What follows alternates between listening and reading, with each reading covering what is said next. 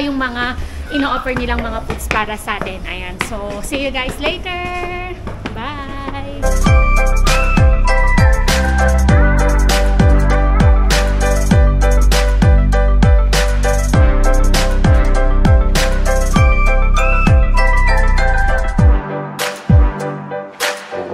Hi guys! So, nandito tayo ngayon sa Line 7. Ang pangalan ng station is Peña Grande. So, ito yung first time ko na magpunta dito sa, ayan, sa metro na to, metro station na to. Magkakasunod lang sila ng, ayun, yung Canal, Francos Rodriguez, kasi ito na nga. Hindi ko na kasi alam yung iba. So, pupunta tayo ngayon sa isang, actually, hindi na siya bagong bukas. Nagbukas na siya, maybe last month, several months ago, ayan.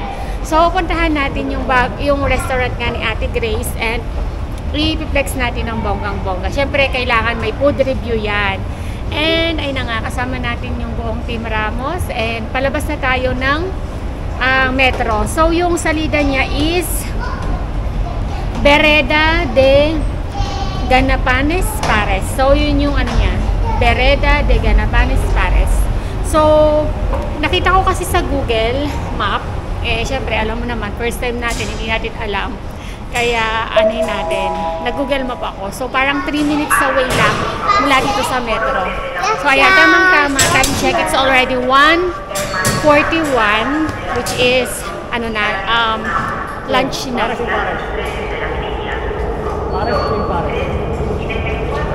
Vereda de Ganapanes Pares.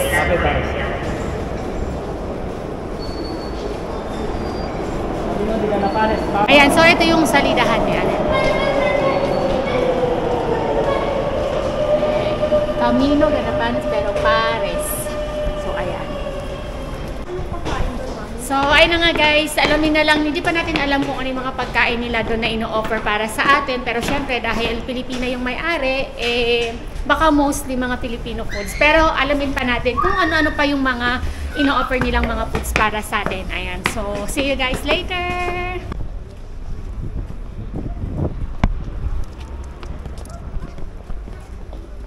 Ayan.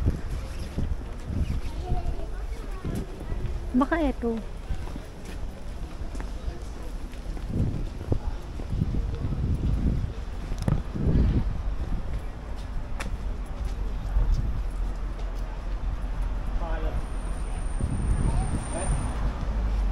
Number 56, ito yata eh. Ito. Oh my God. Baka ito. Ito, mami? Baka ito. Khalid Saria 56 eh.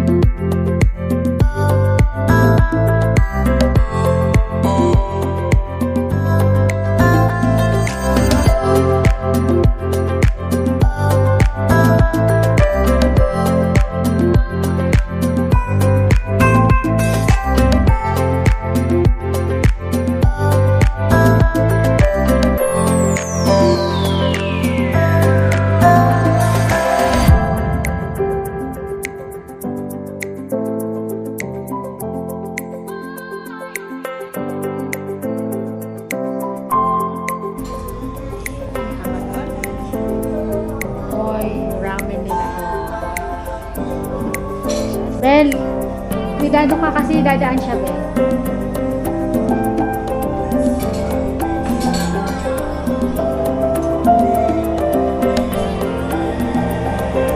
Bilis naman.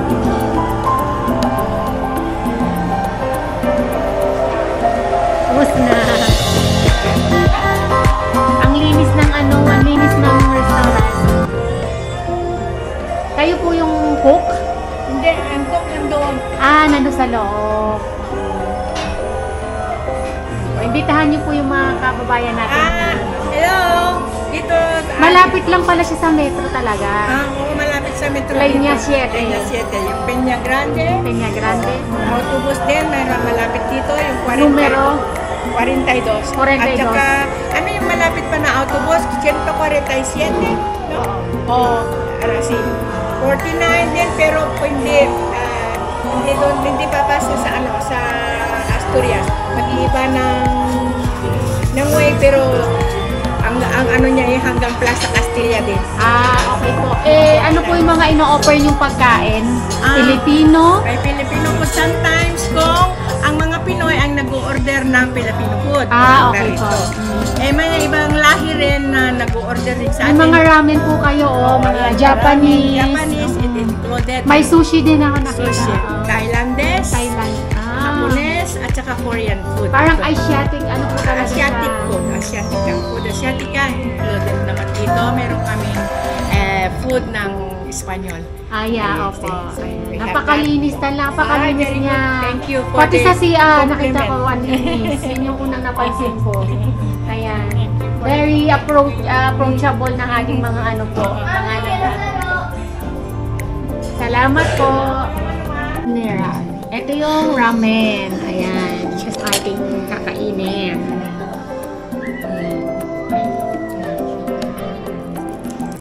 Ayan, food review. Social-socialan tayo. Kunwari, expert tayo sa paggamit ng chopstick. Pero syempre, nahihirapan tayo, guys.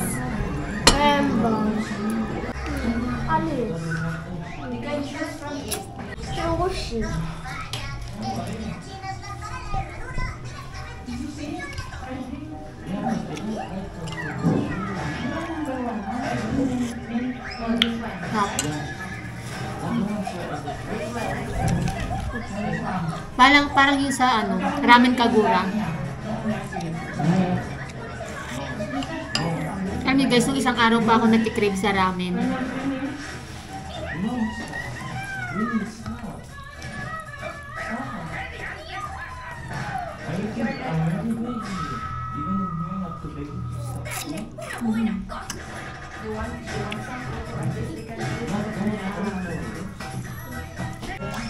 Hi guys, masarap yung pagkain dito.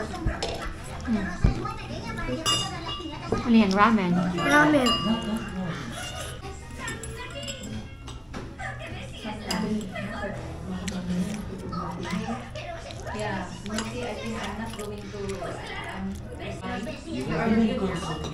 Hi guys, nandito kami kain kami ramen.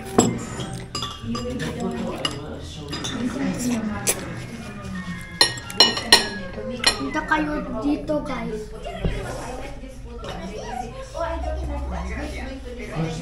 Sino to?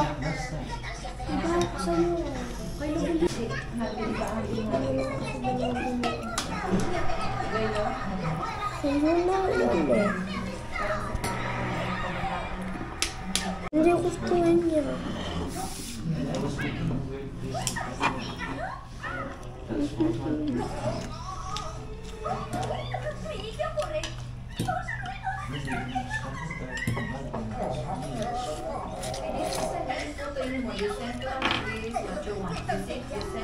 Yan, sushi. Nasaan yung mango dyan? Huwag mo masyadong ibabagdek. Hindi masyadong binababad yan. Iko? I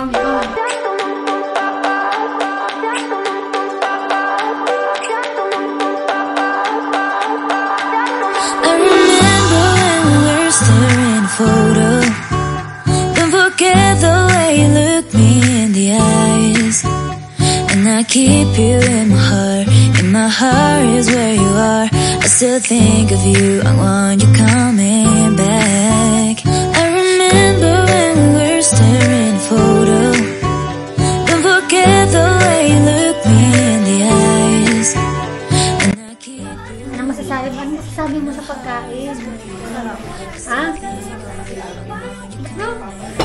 Anong masarap? Anong masarap ng sushi? Sushi. Anong lasa? Parang sushi siya na ano. Ano masasabi mo sa pagkain? Sarap. Ano masasabi mo? Sarap siya. Hindi naman obvious. Naubos mo. Ikaw, ano masasabi mo sa pagkain? Ay, naubos mo? Wow! Ano masasabi mo sa pagkain? Good? Good. Ikaw, Dek, ano masasabi mo sa pagkain? Masarap. So, ayun guys, katatapos lang namin kumain. And, ayan guys, halos taob lahat yung aming kinain kasi naubos namin. Ang restaurant na to is more on Asiatic food. Like Japanese food, Filipino, ganyan. May Thailand food din yata. May pad thai sila dito guys. Pero hindi ko natikuman kasi sobrang busog ko na sa ramen. And yun nga yung barbecue chicken na in-order ni Ganda. Hindi niya naubos so kinain ko. And ayun, meron sila mga yun nga sushi. Ayun, sarap na sarap sila sa sushi. And then meron ding mga Spanish food. Like yung mga mga traditional food nila, churros, ganyan. And pwede rin daw palang yung mga Filipino foods like mga kari-kari, ganyan. Pero, syempre, kung may mga Pilipino lang napupunta at mag-order yun, yun nila lulutuin. So, kaya ayun. And, ang ganda ng place. Pwede nyo itong sa baba para kung may mga celebration, ganyan. Like mga birthday, pwede dito sa baba. Kasi kaya naman siguro ng siguro mga 30 tao dito sa baba. Kung simple celebration lang, like birthdays, ganyan, or anniversary, or may mga meetings kayo, pwede dito sa baba. Sa taas, kaya niya mag-accommodate ng like mga 20 na katao. And ang ganda dito guys kasi meron siyang, ayan, pwede kang mag-video okay. And napakalinis, napaka-aliwalas. So yun yung pinaka-importante sa restaurant. Kailangan malinis talaga. Even yung CR, napakalinis niya. And kaya nasabi ko sa inyo, approachable ng ating mga ng mga nagtatrabaho dito, yung mga nagsiserve, mga Pilipino po sila. So ayan guys, punta na kayo dito sa sa ANG. Ayan, ANG restaurant na pag-aari ni Ate Grace. So ayun na nga guys, tapos na nga kaming kumain sa sa restaurant ng ANG. So ayun, malapit lang naman siya sa metro. Kaya malapit lang yung lalakarin nyo sa metro hanggang dun sa restaurant. So yun lang, bisita na rin kayo kasi masarap yung pagkain nila, may mga pang Pilipino, tapos more on Asiatic nga daw kasi. And of course may Spanish din. Kaya ayun, salamat kay Ate Grace na nag-invite sa akin foods. And ayun lang guys, syempre para i-flex din yung kanyang ang restaurant para malaman ng iba nating mga kababayan, mga kapwa nating mga Pilipino na merong restaurant dito sa lugar na to, sa mga nakatira dito lang sa malapit sa sa location na to. So ipa-flash ko na lang sa description box or dito sa screen yung exact address. And thank you so much for watching and see you on my next vlog. Bye! Nandito na yung metro.